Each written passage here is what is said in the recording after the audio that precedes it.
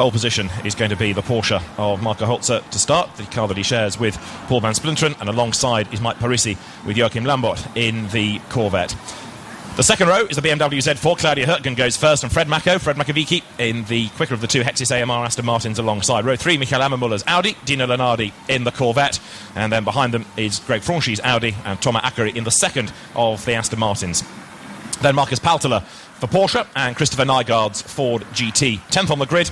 Then we go back to the penalised Christian Hernadel, who will start the Corvette alongside Edward Sandstrom, whose BMW crashed out of race 1. Gilles Vanelay starts the Porsche for 13th on the grid, and Martin Matschke's BMW is 14th. Then it's former champion Arnaud Perrault's Corvette, and Bruce Logereroux with the Audi for 16th on the grid. Christopher Jons went well in race 1. He starts 17th, and Diego Alessi a long way back, but he was 3rd in race 1. The race 1 winners are 19th on the grid. Kenneth Heyer goes first, and then Charlie Hollings in the Ferrari, out qualifying Zach Brown's Audi. Giorgio Sana in the Lamborghini, 22nd on the grid, a car that led race 1. Then it's Philip Geipel's Porsche and Mike Gouache in the second of the United Autosports Audi R8 LMSs. Marius Ritschke's next for the Corvette. Sean Breslin Sr. with the Audi R8, 26th on the grid, and missing from the back is going to be, sad to say, the Ford Mustang after its homologation issue. So we're just about ready to go for the green flag lap,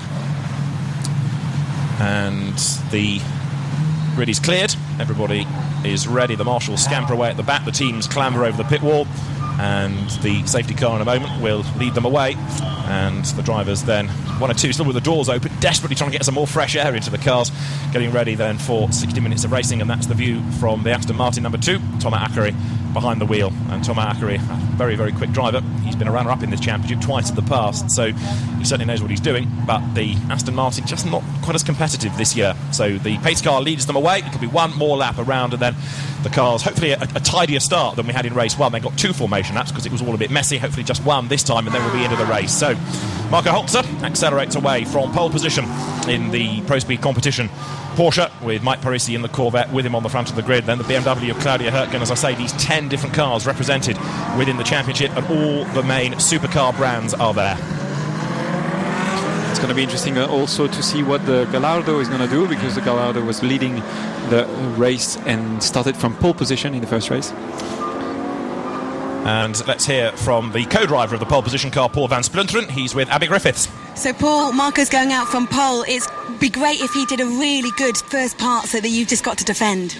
That's the idea, because this morning we were a bit unlucky. I was in 5th position, and the Audi cut in a bit short, and I was a bit late, so we missed it out on 2 meters, and I hit him, and that was the end of our race. I think we could have been on the podium this morning, so given our qualifying position, I hope that we can capitalize on this one.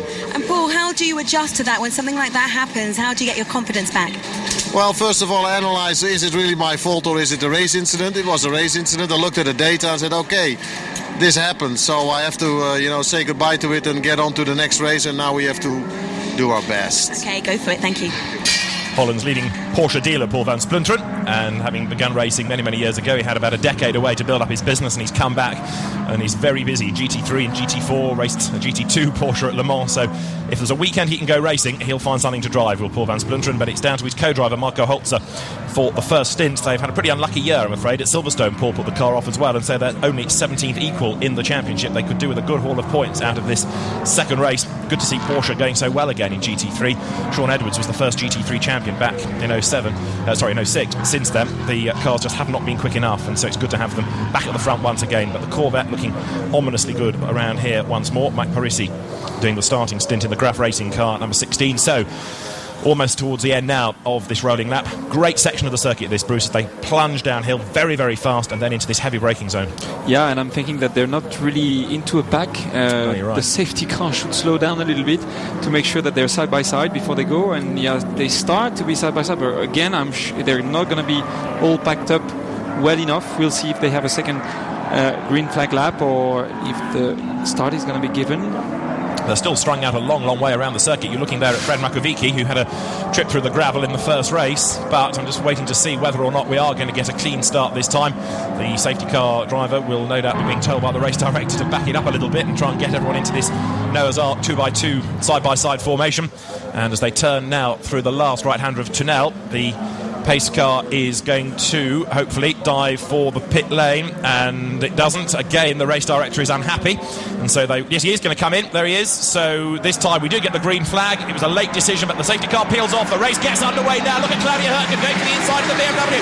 Marco Holzer moves across to the Porsche. Holzer leads down towards Fangio for the first time, but on the outside line, Matt Parisi in the Corvette tries to find a way through as this €1 million grid thunders under the camera there through the right-hander. It is Marco Holzer that leads. In second place is Claudia Hürtgen in the BMW, and Mike Parisi hung out to dry on the outside. He's going to drop back into fourth place because there's Fred Makovici in the Aston Martin going up on the inside. Thomas Akker is fifth in the second Aston, and that's Dino Lunardi, I think, being elbowed out onto the grass. But a good start by Holzer, a great start by Claudia Hürtgen to go second. Great start by Claudia Hürtgen, who kept the inside. She really wanted to dive a bit more on the inside. Oh, lots of understeer here inside of the Aston Martin. Yeah, Holzer, nothing to say. Perfect start. Hürtgen, brilliant start. And the Aston Martins are up there. So getting better than they did at the comparable stage in race one. They've got the quicker drivers on board, and also don't rule out the other pro-speed Porsche with Marcus Palter at the wheel as the cars file through. Expect the Ferraris to make a bit more progress over this first stint if they can, as the field then turns its way up around the top of the circuit for the first time, out of Portago, then downhill. They'll go towards Bugatti in a moment, which is that downhill left-hander section there. 25 is Giorgio Sana, who led race 2 until he got a little bit of contact and was tapped out of the race lead. He then had another spin induced by the Diego Alessi driven Ferrari at the time. He wants to make amends. On the inside. Yeah, that's brave. Oh, yeah, that's very brave. And he makes it. I think he makes it, yes. Oh, they're side by side, still going to the last corner. That's Bruce Rogerie-Roux, isn't it? He's trying to get past in the Audi, and Bruce stands his ground. He's got the inside line there. So on the outside, the number 9 BMW being started by Martin Matschke has to give way. There's also the Porsche looking pretty menacing in that group as well as they sprint their way up towards the end of the lap. Gilles Vannelet looking to gain ground. The leaders accelerate their way past the pits and running wide there. The Ferrari kicking up the dirt. That was Diego Alessi. The green BMW then thunders past the pits, trying to go for the outside line down towards turn 1 into the braking zone. It's a bumpy braking zone for that corner, and has the BMW done so? I think he's gained a place. Yep, Martin Matschke goes through and round the outside, tries to go Vannelet's Porsche. Great battling this. Yeah, Gilles Vannelet made the move as well around the outside of Bruce Rogerie-Roux inside of the Porsche. The Audi's been overtaken, and now there's a Ferrari right behind him, trying to make on the inside, but no, Bruce Rogerie-Roux is defending. This is what GT3 is all about, different pace of drivers, but all of these different cars with their different size of engine, different weights, all being competitive against one another, and it takes quite a lot of orchestrating, but the formula works. And so you've got Porsche versus BMW versus Aston Martin versus Corvette for the lead, and those four virtually together now. Claudia Hürtgen going better than ever in the Z4. Look at this, what a spectacle as the four leaders wriggle their way around the top of the lap now. But Fred Makovici in third place in the silver and black Aston Martin is looking very menacing, and so too fourth in the Corvette is Mike Parisi. Yes, Claudia Hürtgen, who was actually right in the tail of the young German driver Marco Holzer inside of the Porsche, and she made a little mistake, but she's catching again. Fred Makovici having a lot of work inside of the Aston Martin, because a lot of work on the steering wheel, and now he has to defend as well the Corvette and Joachim Lambot. Is it Lambot or Parisi? It's Parisi for the first stint. Sorry, yeah, Parisi inside of the green, pink and grey Corvette just here that we're following. It's not very Corvette colours, but it's an effective paint scheme. You can recognise it a mile away. As across the line goes Mike Parisi. Then he's chasing after Fred Mako. The gap between the leaders is down to 0.4. Claudia Hürtgen then has done the best lap of the race in her pursuit of Marco Holzer. So the young German driver now having to look to his mirrors, because the experienced German racer Claudia Hürtgen is right there behind him. And a great battle going on for fifth place now, where you've got Thomas Akker just ahead of Marcus Palteler. There, Aston Martin ahead of Porsche. The next of the Audis is Michael Ammermuller, doing his level best to get onto terms, but we've still got really a four-way fight for leadership. The Porsche cannot pull away.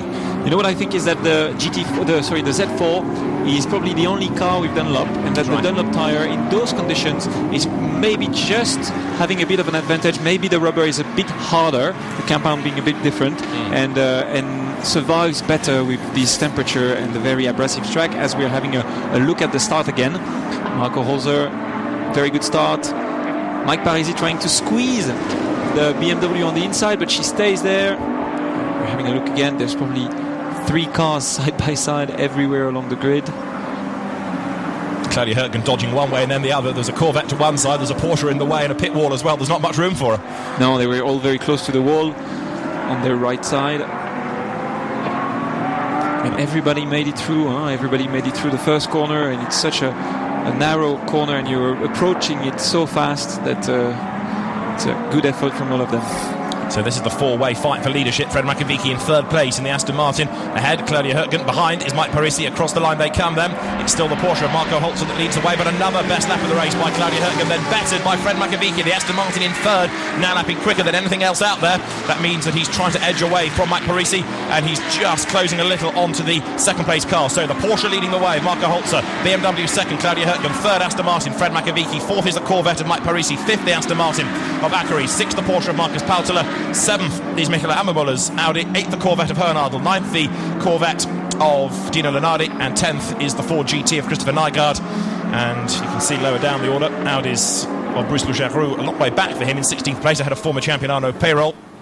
And Philippe Geipel, the man that's currently second in the championship, having his first outing in a Porsche, also struggling to make progress. So the cars accelerating their way now. As you look at 23, which is Zach Brown doing the opening stint in the United Autosports Audi. He's coming under pressure at the moment because he's got Giorgio Sana there behind him in the Lamborghini, and again Giorgio's line through that corner is a bit random. Yeah, to say the least. And the car in front of the United Autosport Audi struggling as well, going into the corners a little bit sideways. Too hard on the brakes in those very tight corners, and you've got an Audi followed by a Lamborghini followed by a Corvette, another Audi and a Corvette. And this is the battle for 21st place, okay? 21st is the United Autosports Audi. 22nd is the Lamborghini that led race one. 23rd is the Audi of Kenneth Haar, which won race one. And there it is at the moment, down in 23rd place. So Ben Hendelhofer, when he takes over, is going to have to be a real star to drag that car up the order. Leaders come across the line, and Claudia Hürtgen with another best lap of the race gets even closer to Marco Holzer. The Porsche leads the BMW as they go down towards the little left-hand kink at Nuvolari and then go right through Fangio. And the two come out still tied together. What can Claudia Hürtgen do now to find a way past? There's not that much room around here, but she is such an experienced driver. Marco Holzer just cannot pull away. She does a brilliant job. Huh? She was only 100 quicker. Oh, and she's side by side, and she's trying to overtake. He's in a difficult position, being on the inside there. She could have a better exit than him, but he's defending on the inside, on the exit. Sorry.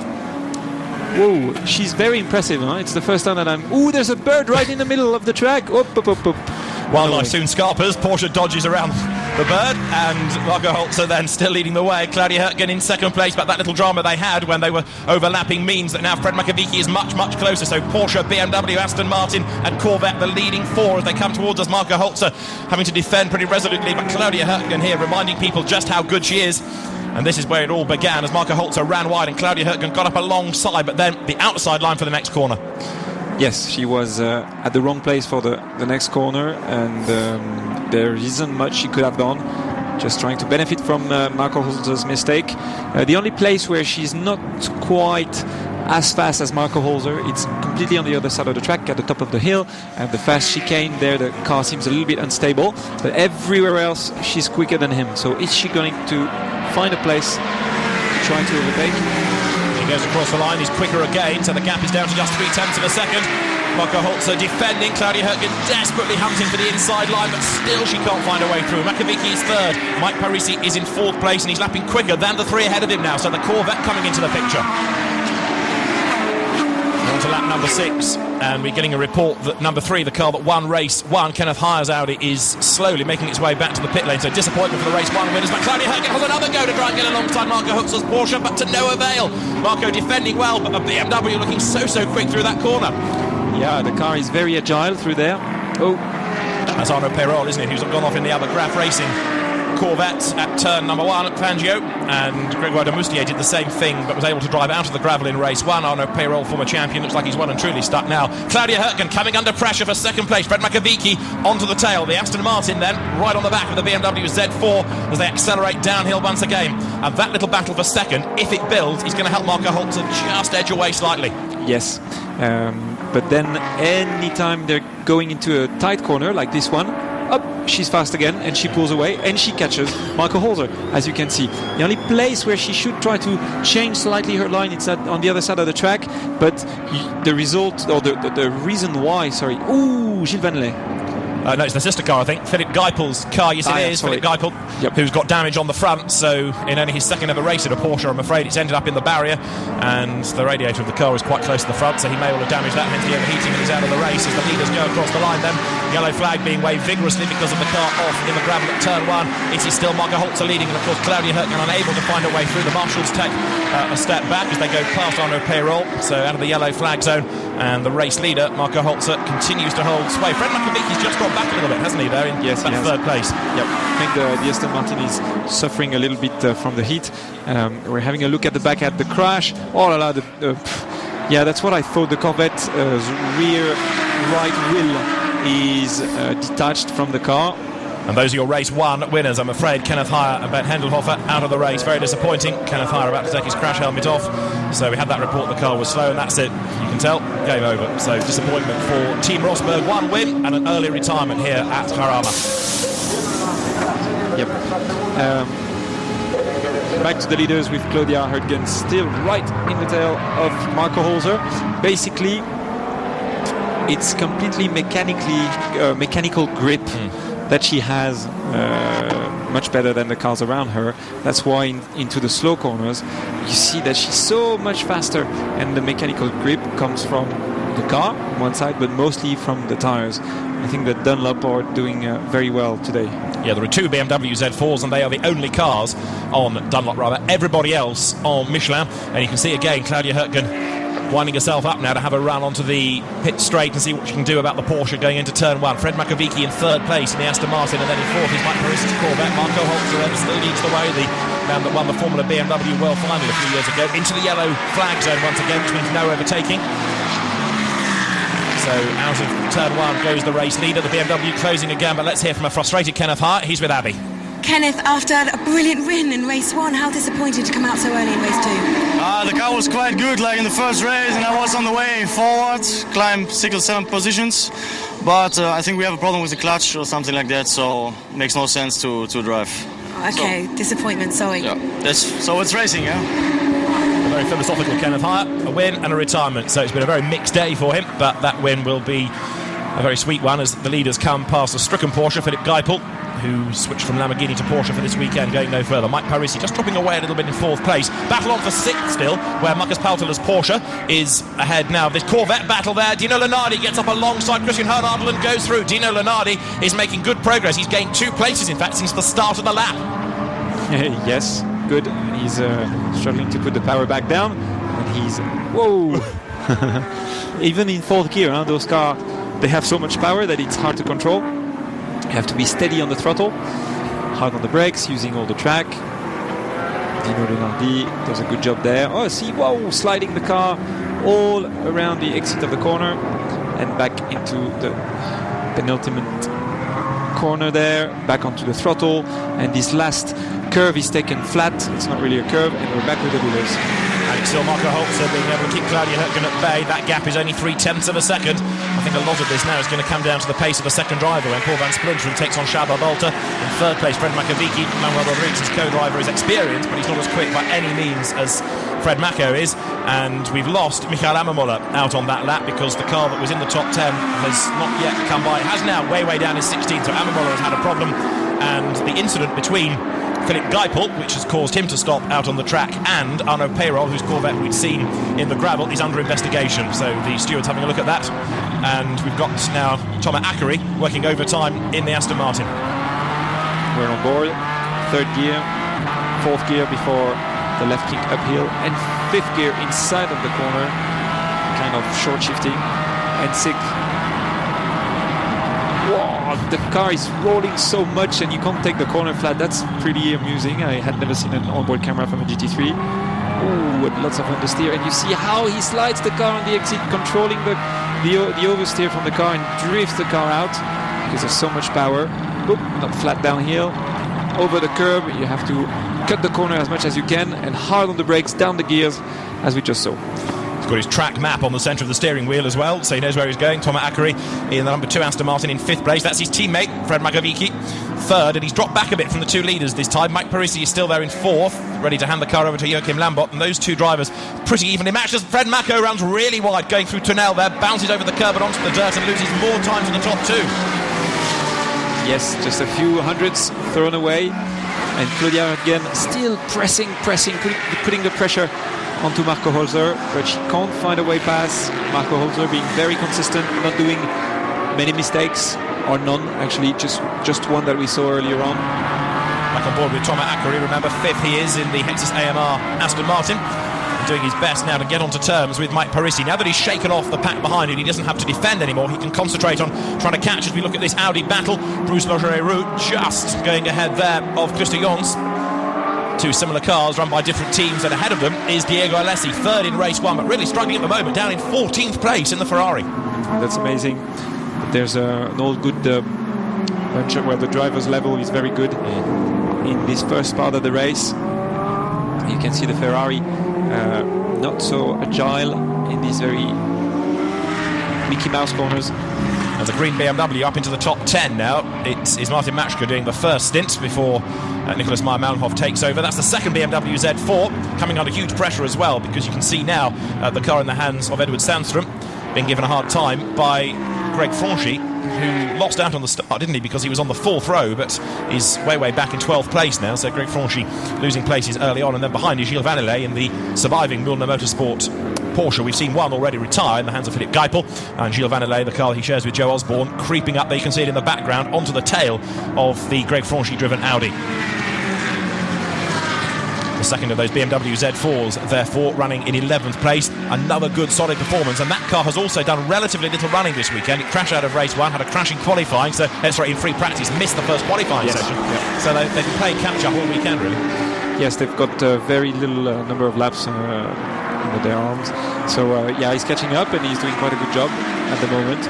As we are heading that's the BMW that was doing very well and who was into the top 10 is now off and stuck in the gravels. Yeah, Martin Matschke from 10th place is in the gravel. Well, his co-driver went off into the gravel in race 1. Now Martin Matschke has done the same, but he's so far off, I don't think that's going to go very far.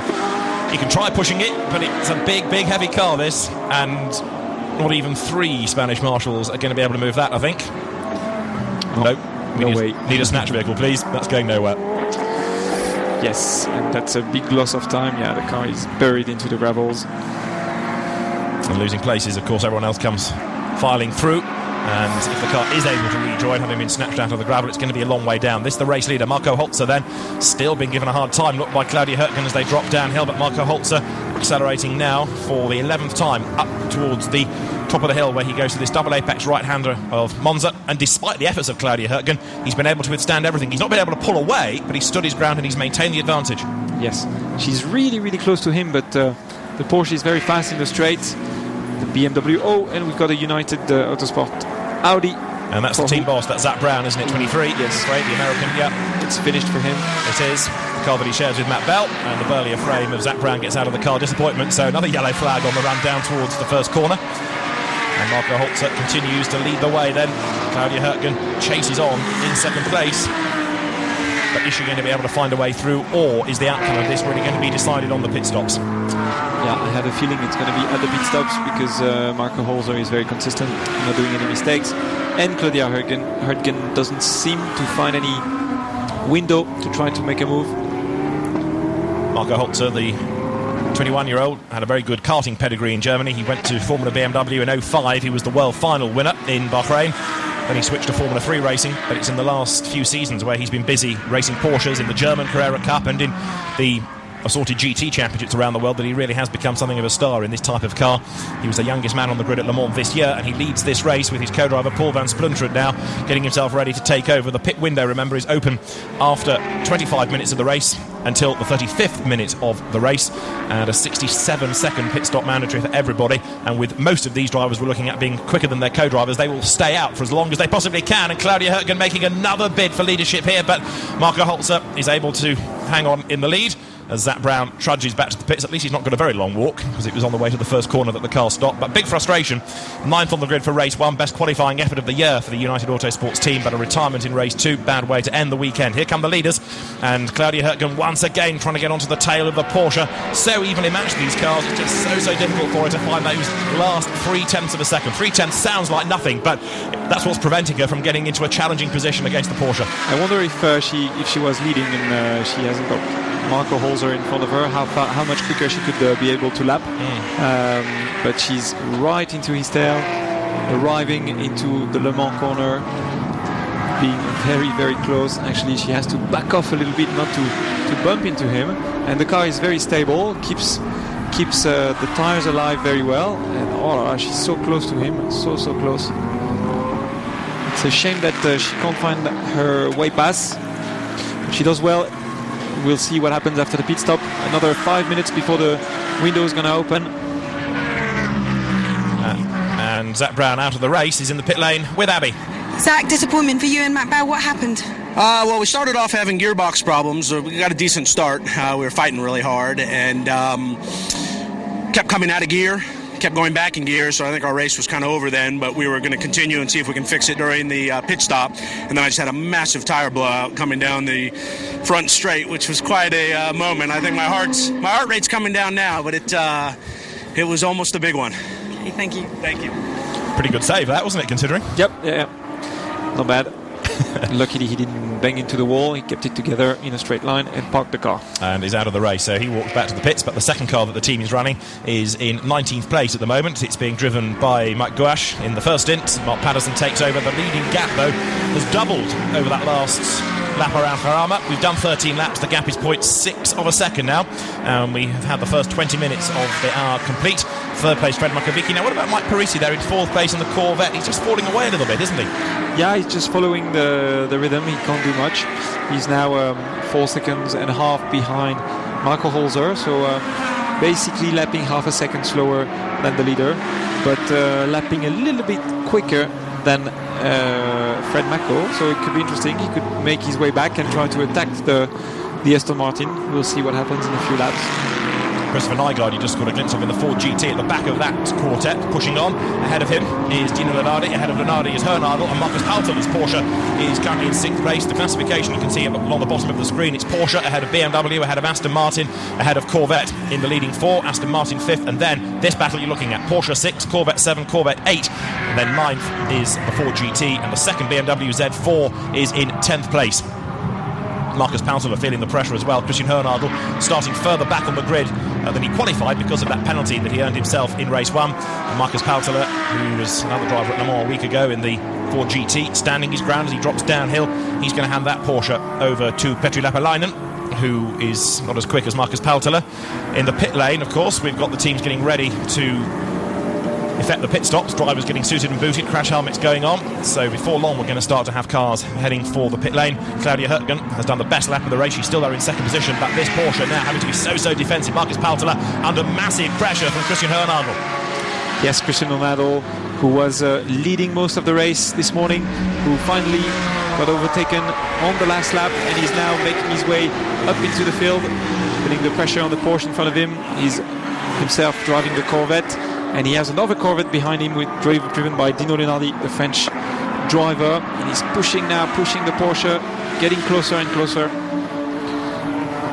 And here they go still into the first sector, into the Le Mans corner, which is very tight and fun to drive, very cambered corner, and you have to drive over the curbs, which are completely flat, and he's trying to make a move, getting very close on the Porsche, nearly contact there. And that's the corner at which there was contact between Hernadel and Giorgio Sana's Lamborghini in the first race, but Christian Hernadel not getting too cavalier just there, slots back in behind as they crest the rise, then now going up towards Ascari. And in the pit lane, drivers getting ready. Pit stops are imminent here at Jarama. Although how many of the cars are going to come in at the start of the window, I shouldn't think there are that many. As I say, in most cases you've got the quicker driver who will stay out for as long as is possible. Good little battle here going on for 18th and 19th places, with Marius Ritschkes just ahead of Mike Gouache, Corvette ahead of the surviving United Autosports Audi. Everywhere you look, there's a battle going on at the moment. In fact, just ahead of them is Giorgio Sana there in the Lamborghini that led race 1, but it needs, I think, Prince Albert von Turner Taxis to get into that car so it can work its magic again. Yes, he did very well in the first race, and the drivers are ready, thumbs up, ready to go and fight. And another battle there going on between the Ferrari and two Audis right in the tail of the Ferrari. Ferrari struggling a little bit in the corners but goes away in the straight. I think it's Bruce Lodgeru looking at the place to overtake. Yeah, Diego Alessi is in the Ferrari, Bruce Logereau is in number 5, the Audi in the middle of this sandwich, and then Christo Jons is next up as the cars come up towards the completion of lap number 15. Is the Audi of Bruce Logereau going to make a move? No, because in a straight line, so the Ferrari pulls away again. Yes, a lot of straight line speed for the Ferrari, and the Audi is on the outside but doesn't quite make it. The Ferrari struggling under the brakes. Bruce Logereau actually on his side. No, the Ferrari has a problem.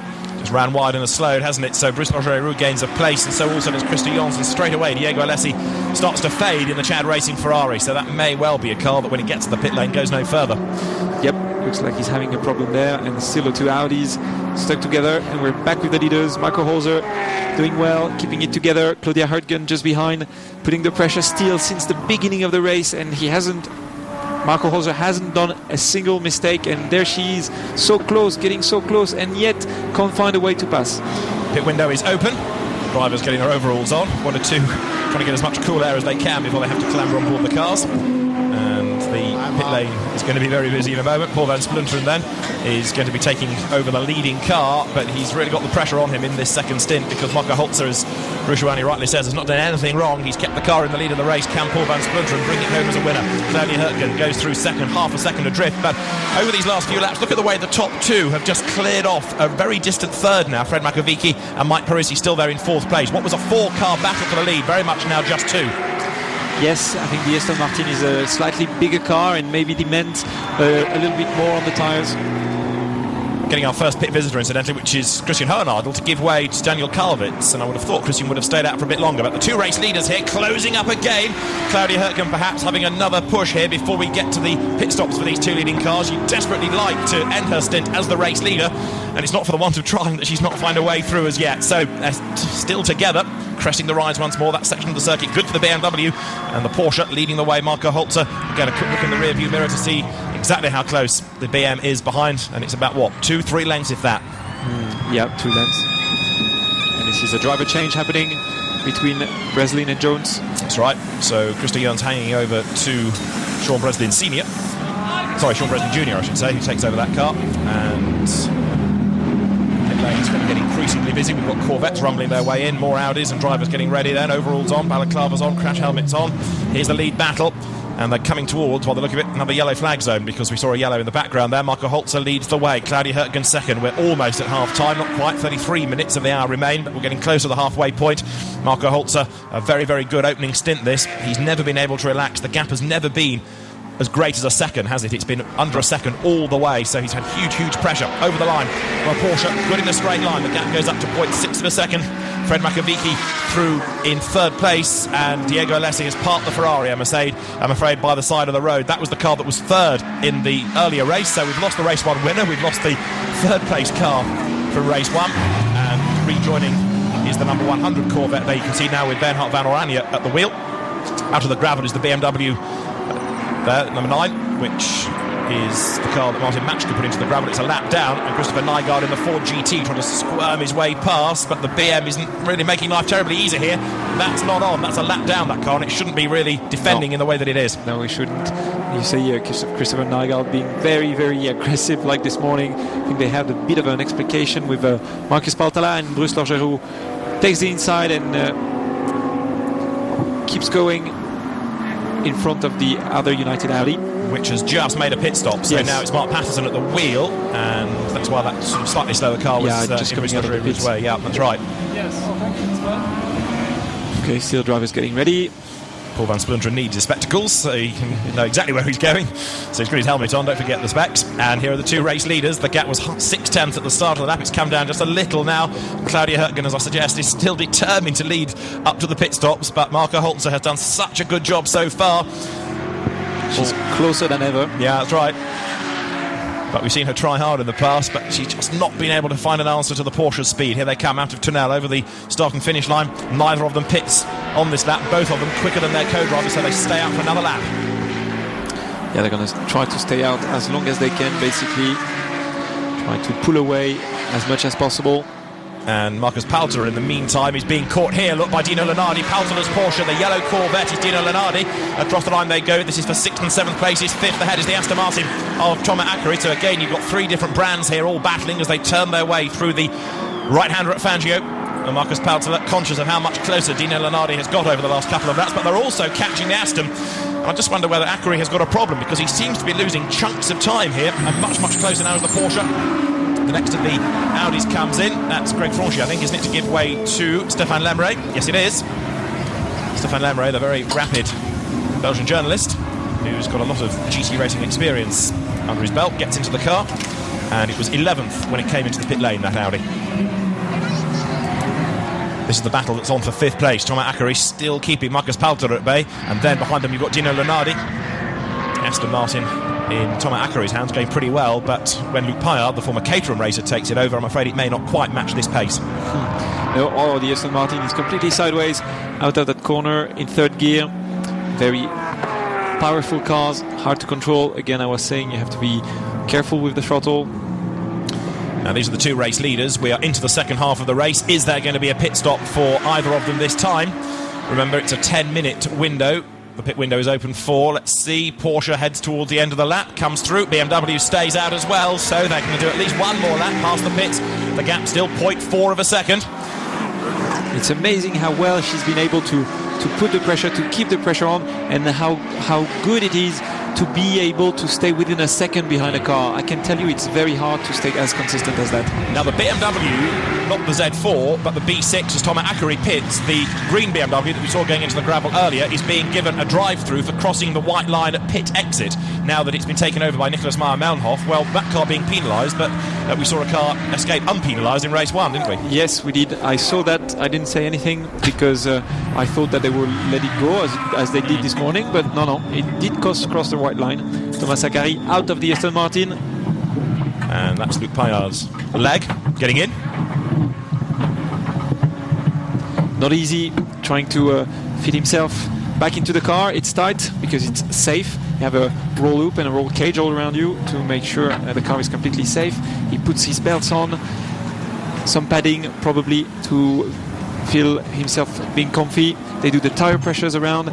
See, he's being helped to put his drink plugged in as well as the belts. And he's asking if are you attached, and he said yes, it's all good. And now he's tightening up his belts, and we're back with the leaders. Still Marco Holzer, still doing a very consistent job, very strong, not a mistake. And behind him, not a mistake either for Claudia Hurtgen. Are they going to pit? No, not yet. 28 minutes to go. They've got another 3 minutes to pit in before the pit closes. So what's that, a maximum of perhaps 2 more laps for them?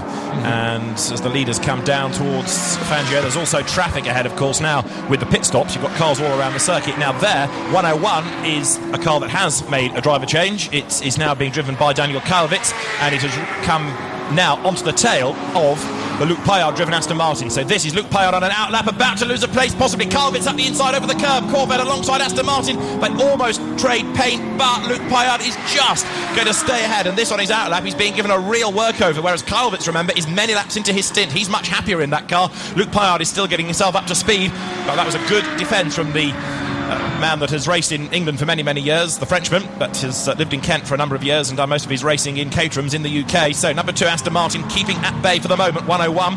The Corvette then tucked up behind, but Daniel Kalvitz once again is looking for a way past Luc Paillard. Thomas Akari did a good job in that car, but I think it's about to go a place down, is it? Because up the inside goes the Corvette. No, still can't find a way through. Good defence this by Luc Paillard. How long will it last? One extra challenge there, through on the inside goes Daniel Kalvitz.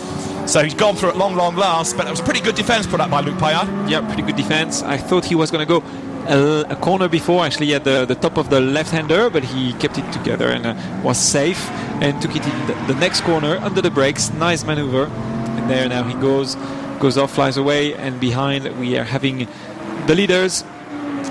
Marco Holzer, is he going to come in? Yes, into the pits before the white line, and so does she. Claudia Hurtgen pitting together. So in they come. They've been the top 2 on the track, and now the top 2 down the pit lane. And 101 that we've just seen gain that place, by the way, Daniel Kalvitz is currently the leading pit stopper. In other words, of those that have made the driver change, that's the better place. So it's all action now in the pit lane as the teams wait for their respective car, be it the Pro Speed Porsche or the Need for Speed BMW. Csaba Balta will take over here from Claudia Hurtgen. Also in is the Aston Martin that's been running 3rd and the Corvette that's been running 4th. Marco Holzer gets out of the Porsche. That's Claudia Hurtgen leaping out of the BMW. Csaba Balta will get in now. And remember, it's 67 seconds. They got it wrong in the earlier race, the BMW team. They were 1 second short in the pit stop time. And Marco Holzer helping to strap in Paul van Splunteren. That's Claudia Hurtgen having strapped in Shaba Walter. Her work is now done. Takes her cushion away, and now she's just got to stand and watch the timing screens. Good little Corvette battle still going on out on the circuit, because now you've got Kalvitz trying to carve his way past the Dino Lenardi Tony Zeiler car. Tony Zeiler has taken it over and drops back now behind the charging Kalvitz. Remember that Corvette, the white Corvette, starting lower down on the grid where it qualified. And there is Paul van Splunteren getting out ahead of the BMW. So the same order as it was before the pit stops. Paul van Spluntren's Porsche ahead of Shaba Walter's BMW. Different drivers in the cars, but it's the same order. Now we'll see who's the quicker out of these two, whether it's Paul van Splunteren or whether it's Shaba Walter. Yeah, let's have a look. No one is crossing the white line there. Whoop. Just, no, it's okay. And we're now looking at all those cars coming out of the pits at the same time. That's a bit of a battle that's going to happen again. And that looks to me as though the Marcus Paultner Porsche has got itself ahead of the Mike Parisi Corvette. Now that's being driven by Joachim Lambert, and Marcus Paultner has handed over to Petri Lapalainen, but that's been a change on the pit stops. As far as Van Splunteren versus Walter is concerned, Paul Van Splunteren did a much quicker qualifying lap for race one than Shaba Walter did, so I reckon now the Porsche should be able to pull away from the BMW. Okay, we're going to have a look at that. And actually, it's not so the gap clean yet. Yeah, the gap is widening, isn't it, a little bit between the top two. Well, Claudia Hurtgen did a superb stint in the BMW early on, and she is with Abby in the pit lane. Claudia, such an impressive drive. You did everything possible to try and get Marco, but he was brilliant at defending you as well. Yeah, it was a nice race. So in such corners, I was better. On brake, I was a little bit better. But on traction, he was better. But I think it was really a nice competition in this race, and the car feels quite good. And did everything go okay with that pit stop? Yeah, of course. This time, I hope everything is okay, and we will see at the end. Thank you. Yeah, the point about this time being that in race one they were 1 second under the mandatory time and hence had to do a 1 second stop-go penalty. And it's not just that 1 second, you also lose extra time by coming in and going out of the pit lane. Marco Holzer, who brought the leading car in, gets some much-needed refreshment. And Paul van Splunteren now, his co-driver, has got to maintain the advantage, and Shaba Walter is still with him. Yeah, he's actually catching up. Looks like the gap now is 1.1 seconds. It was about 2.5 seconds when they came out of the pit, so it's going to be an interesting battle. Same as with the previous drivers, Holzer and Hurtgen. Now it's a battle again, and I can tell you that the Z4 is actually quicker and faster, and he's going to try to overtake. Well, Paul van Splunteren was much quicker in the qualifying session that he did against Shaba Walter, but now he just can't pull away, so maybe it's going to take him a lap or two to get into his stride. Let's see. In third place behind them is the number one Aston Martin. Manuel Rodriguez taken over. Then in fourth place is Petri Lapalainen in the Porsche that Marcus Paultner started, and in fifth is the Graf Racing Corvette. Now another great battle rages on. Anywhere you look, there's a great battle, but this is the Hexis AMR Aston. Luc Payard just ahead of Stéphane Lemeret, and then up behind them is now Joe Osborne, who's taken over the Milner Motorsport white and blue Porsche, and he's trying to go around the outside of the Audi there. Can he do it? He comes out almost level. He's got the inside line for the next corner, but can he stay alongside? No, he can't. So Stéphane Lemeret is able just to hang on to the place. Great racing, this. Yeah, great racing. Not the right place to overtake, but still he had to defend. And now they're uphill into the chicane. It's not quite flat out, so that's why it's so tricky up there into the corners to keep the car in place and to be able to brake hard. And look at that. It's the Z4 about to overtake. Yes, he goes for the outside line. Let's see if the BMW is quicker than the Porsche in the straight. No, not quite, but he can make it under the brakes. Yes, he's going to have him. On the outside is the BMW, on the inside is the Porsche, and yep, Shaba Walter has done it. That was a very, very good move. It started at the last corner of the previous lap. Abby's in the pit lane. Marco, all your good work, and I think your teammate just got overtaken. Yeah, it was really nice, but it was really hot in the car. And now it's ball in the car. I saw it now in the first corner. Now we are second, but I think it's not so bad. But you just did a brilliant race. You did not buckle under that pressure of Claudio. And she was really, really fast and tough, especially on the start. Especially also in the slow corners, in the slow left and right. She was really quick, and yeah, but it was a lot of fun. Well, it's a great drive. Well done. It was a great move by Shaba Walter to take the lead as he accelerated down the pit straight and into the first corner. So Marco Holzer goes and has a look now at the data and tracks the progress of that car that slipped back down into second place. Here was the move. Yes, around the outside, he braked very late, and Paul van Splutterman trying to brake late as well, but not quite as late as what he needed. He actually went back towards the tail of the BMW even before they were into the corner. So Abby was right when she asked Paul van Splutterman if he had all his confidence back. Apparently not. Absolutely. So he's lost the lead as you look now at number 11 Porsche. This is Joe Osborne, who is in 11th place, and he's trying to wriggle his way a little bit higher up the order if at all possible. Stéphane Lemray is ahead of him, and then in 9th, number 2, the Aston Martin of Luc Paillard. Great three-way battle, and in fact behind them is the Edward Sandstrom, Patrick Söderlund BMW Z4, the second of those Z4s, which is starting to come into the mix as well. Place lost then for Luc Paillard, another place about to be lost. Joe Osborne lines up on the inside. So here you see Thomas Ackerich's good work being undone as his co-driver is losing places. Yeah, he just lost 2 places very quickly. Oh, and he's struggling with putting the power down as well. Nice white gloves. Now Joe Osborne here, the reigning GT4 champion. He won that in a Ginetta last year, trying to make further progress before the end of the hour. We've got just under 20 minutes still to go. You're on board with Luc Paillard. Oh yeah, that's not very good. He steers into the corner too late. Short shift, so he looks like he's not even pushing, but I'm sure it's because the car is not so easy to drive.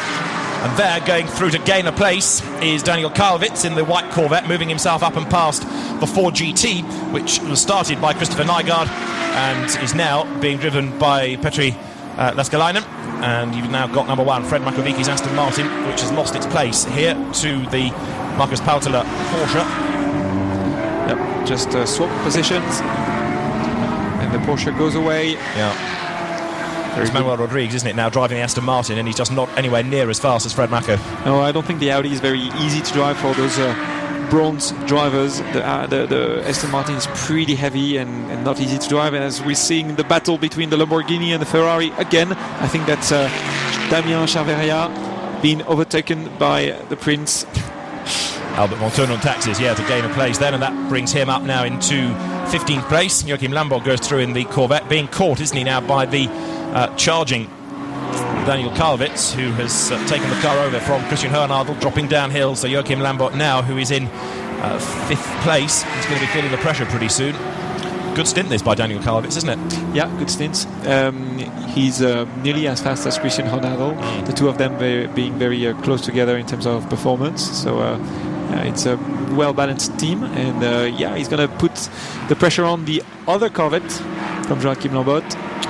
But up front, Charles Volta is doing a superb job in the BMW. He's just driving away from the opposition now. He's not as quick as Claudia Herkner, but he's the quickest man on the circuit as we look now at the Corvettes that try to overlap down towards turn number 1 on the inside is Lambert. And a big lock up there from Rodriguez in the Aston Martin. He's going to go off, And also, look, there's Karlowitz going very deep into the corner as well. The Aston's gone out stage left. We've had a change between the Chevrolets, though, because round the outside there, Daniel Karlowitz goes ahead of Joachim Lambert, but I'm afraid Manuel Rodriguez is in the gravel at Fangio. And that could well be the end of all of Fred Makoviki's good work. Yeah, and it's been the 3rd time that we see, actually the 4th time that we see the Aston Martin locking up the wheels on the bumps at the end of the straight. It's amazing. The car is not happy around that track, not at all. Look at that, locking the wheels, and he can't stop the car, nothing he can do. And it's lucky that the Corvette, the white Corvette, manages to stop. Oh, he's back on track now. So a long way down. But Manuel Rodriguez is in the race and very nearly contact there as he totters across onto the racing line. Oh dear. He went back on the track, right in the middle of the track. When you're slow in the middle of the race, you don't drive in the middle of the track. Fred Makovicki looking on, a little bit frustrated now. He's done all he can do, but now I'm afraid his co-driver, not for the first time this year, is causing that car to fall down the order. Now, Pinzano Montour and Taxis there, the yellow and black Lamborghini still hustling on, and he's now on the tail of the Audi, which is being driven by Pierre Hershey, and he's about to lose a place, possibly because the glorious sounding Lamborghini Gallardo goes through. Yes, and that was a very good, brave bit of driving by the German. Yep, very brave place to overtake, but he went in confidently and made the move. Perfect, good job. And you see how efficient the Gallardo is. The car is not sliding at all. Just he puts the power down and very nicely drives out of the corner without any balance problem. Now this is the fight for 3rd place, which is coming across the line. You've got the Porsche there that Marcus Pautela started, and he's now being driven by Petri Lappalainen, and he's being chased hard by Daniel Karlowitz. And Joachim Lambert through in 5th place, and 6th is the Ford GT that Mikko Escalainen is now driving, and behind him you've got the charging Stéphane Lemray in the Audi trying to get up alongside here. Can the Audi go through? He's almost alongside, he can't quite do it. Good defence by Escalainen there. Yep, with the right place to overtake. It's very risky, well defended as well. In Le Mans, in Farina now, so tight corner, but very well banked, so it's again very fun to drive around here. You've got the Porsche there in the hands of Joe Osborne that he's taken over from Gilles Vanelay next in the queue, and Joe Osborne hunting for a clear bit of road on which he can try to gain a place. So Stéphane Lemray attacking and defending. How much longer can he defend for? Because Joe Osborne tries to get up alongside, can't do it. The Audi wants to overtake the Ford GT40 and the Porsche wants to overtake the Audi. And they're all catching Joachim Lambert ahead, aren't they, in the Corvette, whose last lap was a 1:41. He's lapping a good bit slower than most other drivers within the top 10 at the moment. So I just wonder whether all is well with that Corvette. Mike Parisi never really clicked in the first stint, and Lambert, you can see, he's being caught by the three behind him. Yes. Yeah, Parisi not being as good as this morning. And this is Fred Makowiecki and Rodrigue. He just said the car didn't brake, and I had the brake pedal going right to the end, to the metal, to try to stop it, but he basically had a brake problem. So that's the reason the car plunged into the gravel, and this is a replay of Corvette versus Ferrari going into the same corner, where on the inside, through on the inside line goes Bernhard van Oranje to go ahead of Damien Chevalier. Now, I'm still a bit concerned about this Corvette because you can see the way he's being caught now. Stéphane Lemray goes around the outside of Nico Escalainen going through Fangio, so that's a good move. It gains him a place. And the Belgian is going to be up now into 6th, and he's going to be 5th before much longer because Joachim Lambert's Corvette lapping slow as there. Joe Osborne goes up the inside over the curb to try to get past the Ford, which will have the inside line for the next corner. Can Joe Osborne go around the outside? Yes, he can. Good move, that brave bit of driving, and that puts him one place higher up the order now. He goes into 7th. Joachim Lambert being very slow in that corner, just there, just blocking everyone behind him. Not using all the track width that it's given to him. You really have to try to exploit that track, which is very narrow to start with, so you really have to make a full use of what's given to you and even drive over the white lines when you can. It's allowed. There's the second of the BMWs as we look at the next battle between here Luc Payard in number 2 and Tony Zeiler ahead of him in the yellow Corvette. And this is a battle that's raging on for the last place in the top 10 at the moment. Tony Zeiler having taken over from Dino Lunardi, and it was Thomas Ackery that did the first stint in this car, riding now with Luc Payard.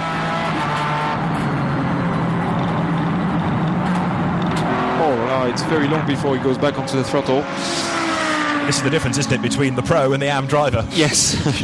Contrasted in the Aston Martin, we've seen the pro Thomas Ackery. Now look at Joe Osborne trying to make a move because, look, Joachim Lambert has lost one place first of all. Past him has gone the Audi. Stéphane Lemray moving through and past him, and Joe Osborne in the Porsche is going to try to do likewise. I'm still convinced all is not well with that Corvette. The lap times are just much too slow compared to what the car should be doing. And Joachim Lambert now under pressure. Joe Osborne comes down towards the first corner, taking Mikko Escalainen with him. Is Joachim Lambert going to lose another place here? Let's see as Joe Osborne tries to hustle up the inside, coming out of the corner. Can't get the power down early enough. Makes a look once again, but Joachim Lambert defending for all he's worth. But that Corvette just not going as quickly as you'd expect. Yeah, actually 3 seconds slower on the previous lap, even if he was overtaken.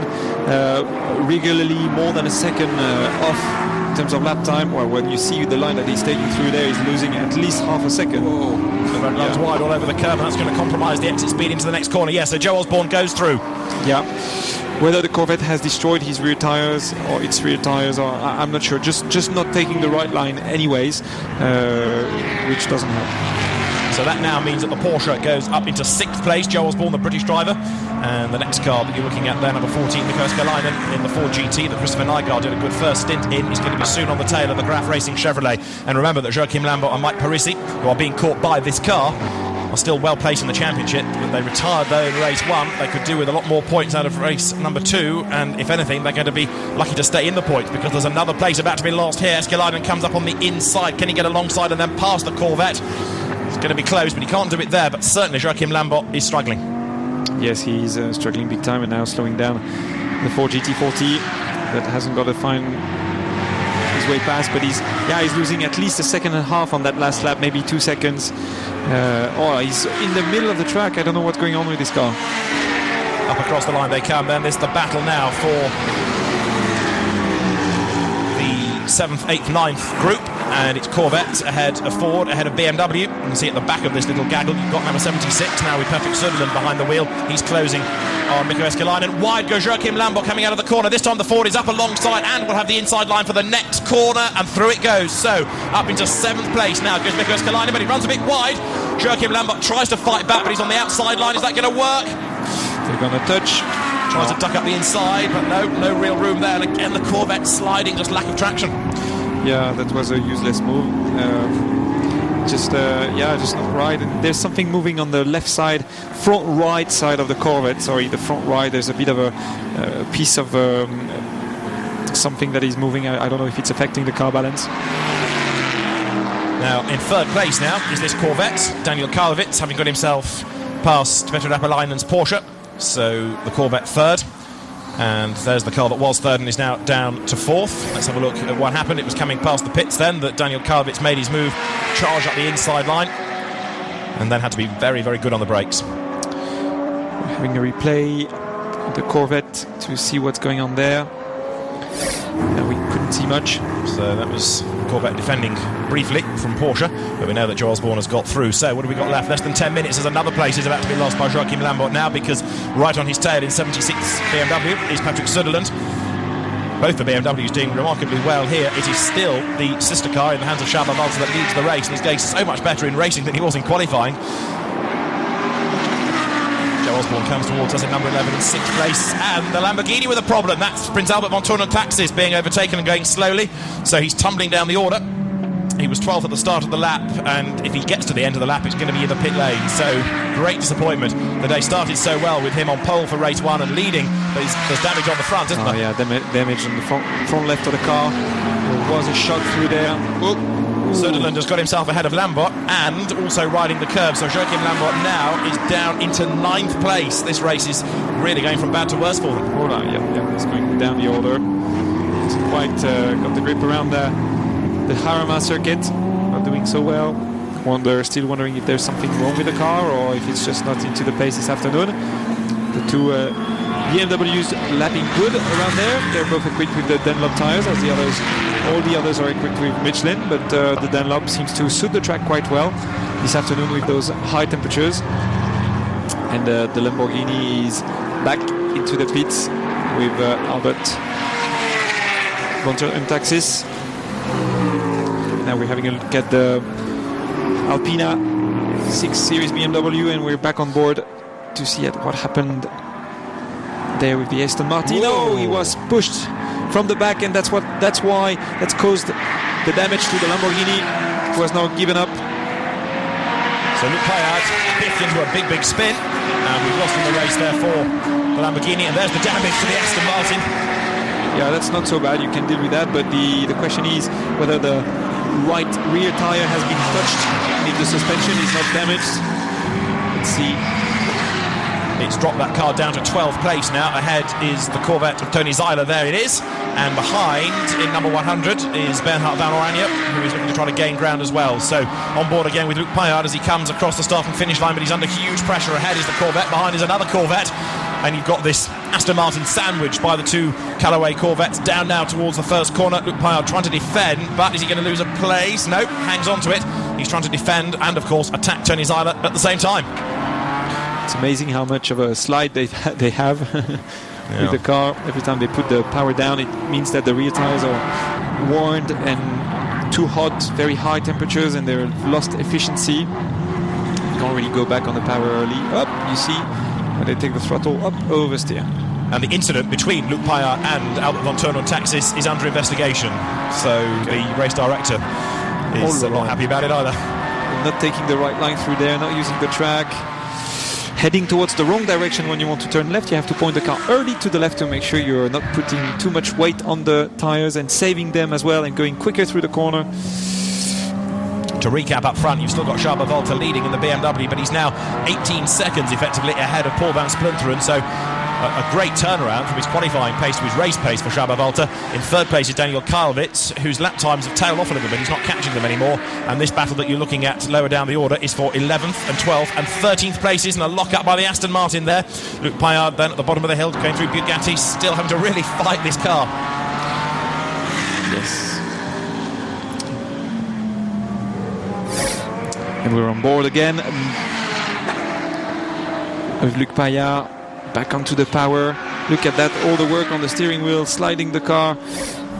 He's a very busy man in that. This is the fight for 4th place, where Stefan Lemre is about to go easily through on the inside. I think there was plenty of room given to him there. Is the Audi going to come out ahead? Not quite. The Porsche there in the hands of Petri Lapalainen is still just ahead. Lapalainen, who had a win a couple of weeks ago in the Finnish round of the North European Zone GT Championship, is just ahead for the moment, but Stefan Lemre is right there behind him. Porsche versus Audi. This is for 4th place, and Stefan Lemre doing a great job here, clambering up the order after Greg Franchi's earlier stint. So, with what have we got left? 5.5 minutes. They're almost side by side once again here. Porsche fending off the challenge of the Belgian in the Audi, but Lemre looking the quicker. Where's he going to make his move? Is it going to be downhill towards Bugatti? Not there, because he runs out of room. Yeah, this corner is difficult as well, especially when the guy in front of you is blocking and defending. Now they're always powering off. Oh, the Corvette made a mistake in Farina. Yeah, that's inside goes Lemre in the Audi, but not making it. He's now going to be into the last corner, onto the main straight. And they're being caught, aren't they, by the other Porsche there in the hands of Joe Osborne behind them. So now that Lemre is being delayed a little bit by Petri Lapalainen, the pair of them being caught. We've got 4 3/4 minutes or so remaining. It's over the line. 4th place Porsche, 5th place Audi, 6th place Porsche. Down towards the first kink at Nuvolari, then the first proper corner at Fangio through the right-hander. And Petri Lapalainen now then accelerates out of that tight right-hander. Replay here of what Bernhard van Oranje did wrong. I think he just lost it all on his own there. There was no contact, put the power down a bit too early, I think, and round came the back. Exactly. And waits for a gap in the traffic before he's going to rejoin. Not everybody does that, in motor racing, but eventually he gets going, as this is the fight still raging on for 4th. So, Porsche versus Audi, and Joe Osborne almost with them. He's not quite there in the Milner Motorsport car, run by a different team compared to the Porsche you see going over the brow there, which runs wide. That's run by the Pro Speed competition team, the Belgian squad, and Stefan Lemre behind in the Santilok Phoenix Racing Audi. Great battle between these two, absolutely nose to tail, and less than 4 minutes now for Lemre to make his move. Yes, he really has to try to find a way in, a window to dive in and secure a position, actually make up a position. 3 minutes 45 to go. The Ford GT40, brilliant car, brilliant engine, and the two cars making nearly the same noise, huh? Another place lost by Luc Paillard, as up and past him now goes the surviving United Autosports Audi. Mark Patterson has taken that car over and he's gained a place, so I'm afraid Luc Paillard is tumbling further and further and further down the order. Every time I look at an outside shot of this race, I think I'd like one of those to take home, and then I change my mind. There are just so many nice cars in GT3 racing. Which one do you want? Oh, hard question. I think the Lamborghini. I'm tempted to go with you on that, yeah. But many people might want a BMW Z4 after this, because this is the leading car, 21 seconds clear of the opposition. Fantastic drive by Shabba Valter, but a lot of the good work, of course, done by Claudia Hürtgen earlier on, and this will do the championship a real boost as well, to have yet another different car scoring a race win. We've got less than 3 minutes to go, as we have a replay here of the battle between Joachim Lambert and number 33, Sean Breslin, who squeezes away past. There's another place lost, I'm afraid, for Lambert. Now, number 16, the Corvette you can see there in the background, is in 10th place. You only get points for being in the top 10. If he loses another place to Tony Zeiler, then no points scored at all. So that car is really in a precarious situation. He's 10 seconds ahead of Zeiler, but you never know. He might, if the problem persists, lose lots and lots of time, because he's losing at least 2 seconds a lap. Could he lose any chance of being in the points? Next battle to look for there is Damien Chavaria going ahead of Luc Paillard, who is now down into 15th place. So it makes you think all is not well with that Aston Martin. No, absolutely. Damien Chavaria, who hasn't got a lot of experience and has just done one race previously at this level, so he does a good job fighting at this level. Now, good Porsche battle building up here, look, because Petri Lapalainen is under pressure from Joe Osborne, having taken over from Gilles Vanellet. This is the fight going on for 5th and 6th places.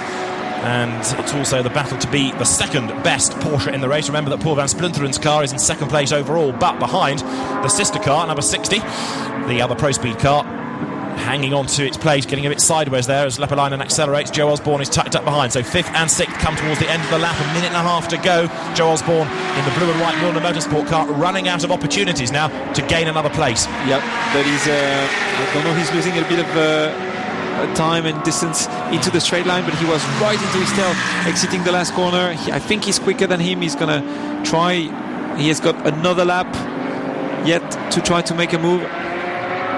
Needs to push, put the pressure, try to make the other one make a mistake, and the two Porsches fighting now. Just over a minute of the race to go. Here comes Joe Osborne to try to dive round the outside. Is he going to be able to stay on the outside and get the inside line for the next corner? No, runs out of road. Maybe. Yes, he makes it. Ooh, contact. No. Goes over the curb. Lots and lots of curb there. He was very nice not to go a bit deeper into the corner and not to squeeze him a little bit more, because I think he would have passed. So Joe Osborne has to bide his time for at least another couple of corners. You can see the urgency now with which he's driving, because we're almost at the end of the hour. The leader has just gone across the line onto his last lap. Here's the battle that still battles for 5th and 6th places, where Lapalainen has got Osborne tucked up behind him. Same type of car run by two different teams, the Porsche. A lot of fair play between the drivers, giving each other lots of room, well, at least between those two drivers. Whoa! Slight error made at the bottom of the hill. Wide goes Lapalainen. And he goes. Yes, he makes it. Left the door wide open, didn't he? That mistake. Slithered into the corner and said, come on Joe, please pass me, effectively, because he just could not recover in time. So Petri Lapalainen loses another place. Talk us through it. Yeah, just under the brakes, he just outbrakes himself, goes deep and sideways into the corner, couldn't stop the Porsche, and by the time he's trying to go back on the power, he had understeer around the outside because the track is dirty. There you go, he lost the place. The race leading car, the BMW Z4. What a result this is going to be if Csaba Walter can successfully negotiate the last half of the last lap. Don't forget that we had a surprise in race 1 with the lead changing on the last lap, but I think everything is pretty good now for the BMW. 22 seconds effectively is the margin that he has over the Porsche Paul van Splinteren in second place, and Csaba Walter, the Hungarian driver, set for a first win at this level, and it'll be good to see Claudia Hürtgen scoring a race win as well. And the German girl is in the pit lane watching on the monitors, and Claudia Hürtgen is set for a race win. She won't be behind the wheel of the car, but she did a great opening stint. Coming up then towards the last lap, lap 37, the 60 minutes have elapsed, and so here at Jarama, the 6th round of the FIA GT3 European Championship is won by BMW, by Csaba Walter and Claudia Hürtgen. The car comes across the line. A great drive by both of them, and we wait and we wait and we wait for anybody else to be second. Such is the margin that the BMW has built up over the second stint of the race. Second should be, here it is, the Porsche. Marco Holzer started it and led all the way to the pit stops. Paul van Splinteren, this time at least, survives without any drama. He may have lost the lead, but he's going to come home in second place, which is good in the championship. 21.9 seconds back he is in the end. And Marco Holzer celebrates second place, but thinks, well, I did my bit, I led. Frustrated to an extent that his co-driver couldn't match the pace. And then for third, as they come across the line, it's going to be this battle between Audi and Corvette, and on the line Stefan Lemre does so. He gets third place then on the very last lap. The Audi moves ahead of the Corvette. It means that Stefan Lemre is third there in the Audi, and look how pleased he is, arm out of the window, and losing a place on the last lap, Daniel Kalvitz in the Corvette. 5th across the line, Joe Osborne's Porsche, and 6th, the similar 911 behind in the hands of Petri Lapalainen. There's a very happy Claudia Hürtgen, who scores her first win in the FIA GT3 European Championship. And Paul van Splinteren, second in the Porsche. Marco Holzer, as I say, did his bit, led all the way, but in the end, Paul van Splinteren just not quick enough. But we can hear now from Claudia Hürtgen. She's seen her car victorious here at Jarama. She's with Abby Griffiths. Claudia, congratulations, such a well-deserved win. Yeah, it's fantastic for the whole team. I think for BMW, for Schubert, so we worked really hard the last 3-4 months, and now we are lucky here to win. And also last year we can win 2 times, and in the last lap we have a puncher, and now we get it, the first win in the FIA GT3. I know, because you were talking to me there that you couldn't watch that last few laps because of the puncture in the last time. It wasn't going to happen this time. Luck was well and truly on your side. Yeah, I'm so happy. I cannot find not the right word, but I think it's a good step forward for everybody. Well done. Well, it's been a long time for Claudia Hürtgen to win at this level. Great to see her back as a race winner in GT racing. And Csaba Walter, after his problems in Brno, will be a delighted man. Claudia, congratulated by everybody, it seems, in the pit lane. Still a very, very popular driver. And as I said earlier on, you can trace her roots in GT racing back to the mid-90s in road racing Porsches. And she rode with Stefan Ortelli, and there is Pierre Hershey's Audi that has stopped out on the circuit. And with only one headlight working as well, maybe an electrical problem that stopped that car. So perhaps not as dramatic for the lead as we had in the earlier race, but even so, drama and battles right the way through the field for 60 minutes here at Jarama. So it's a win for BMW thanks to the efforts of Claudia Hürtgen and Csaba Walter, and in second place the Pro Speed Porsche, Paul van Splinteren and Marco Holzer. Third on the line to Stefan Lemray and Greg Franchi.